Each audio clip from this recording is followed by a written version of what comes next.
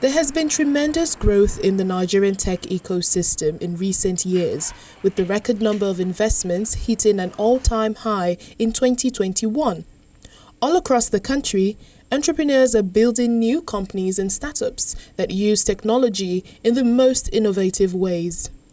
Startups play a critical role in our economy, and this week we explore their importance, not just to job growth, but in certain sectors of the economy.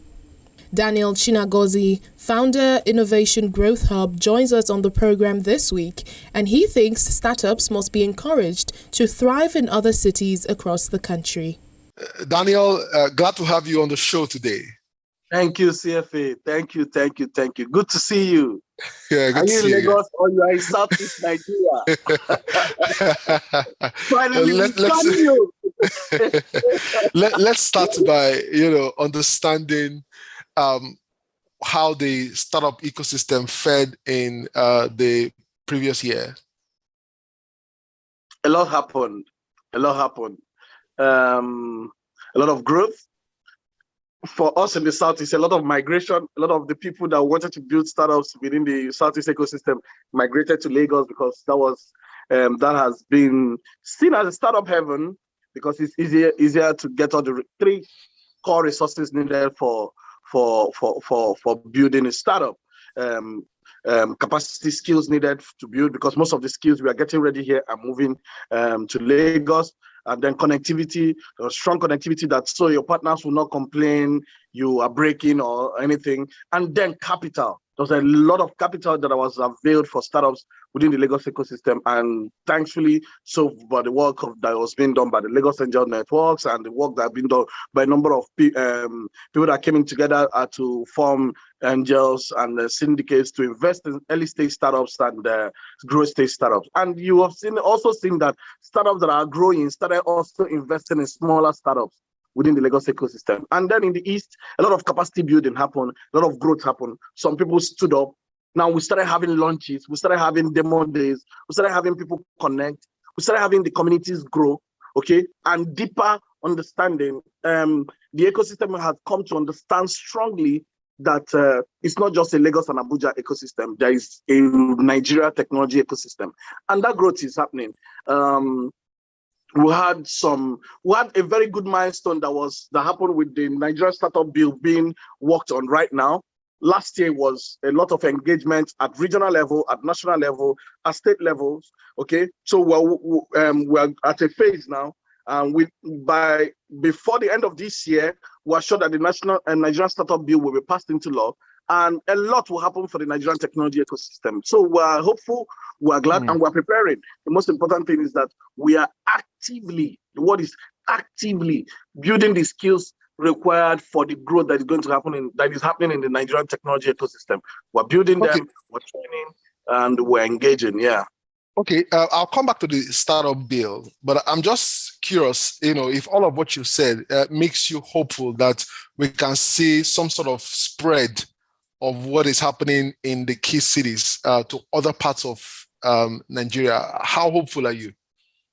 Very hopeful. It's just that it is until now that people are understanding the dynamics of especially what is happening in Kaduna and what is happening within the Southeast, South. Okay? As people have not taken cognizance of those things that have been happening. Let me tell you something. Lagos is a 20 million captive market population. Okay? You remember you can drive between Ikorodu to Lekki in 3 hours.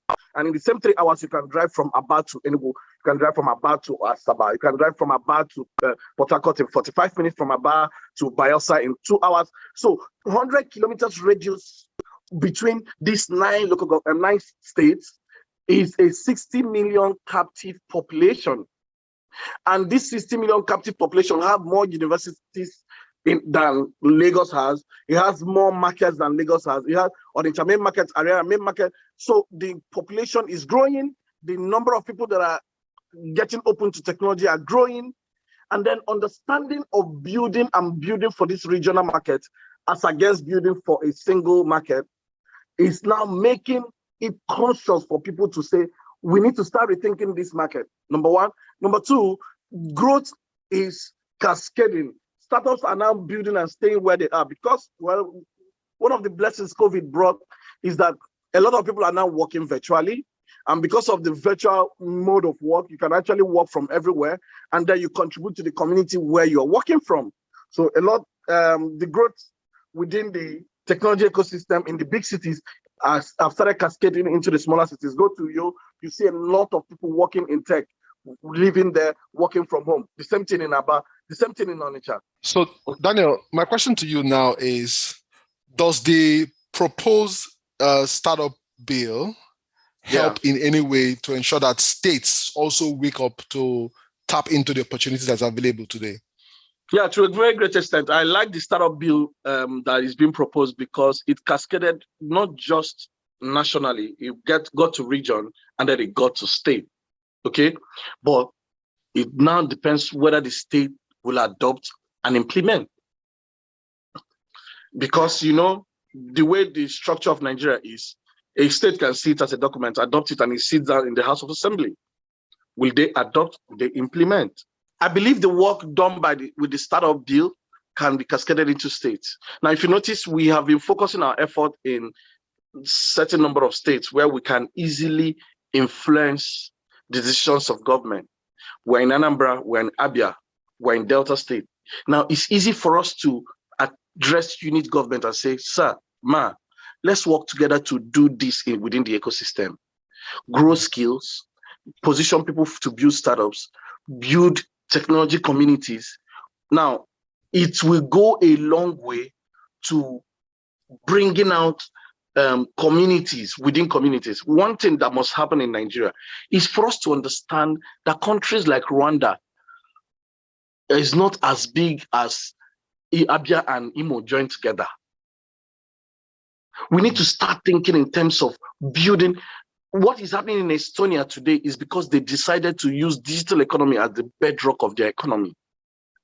Okay, and these are cases that happen. If we can grow skills, grow connectivity, put in funding within our states to grow. I keep saying Kaduna. I love what Kaduna is doing today. Kaduna is positioning for digital economy. We need to now also enshrine technology education from secondary school, from primary school, from secondary school, because our education is still weak. Now, not technology education as it is in the curriculum that Ministry of Education and NUC have given to you, because NUC and Ministry of Education still gives you to be teaching children Fortran 64. No, that's not what I'm talking about. I mean STEM education so that it's in line with the realities of fourth industrial revolution. So people can learn skills, people can learn technology, people can learn what they need today.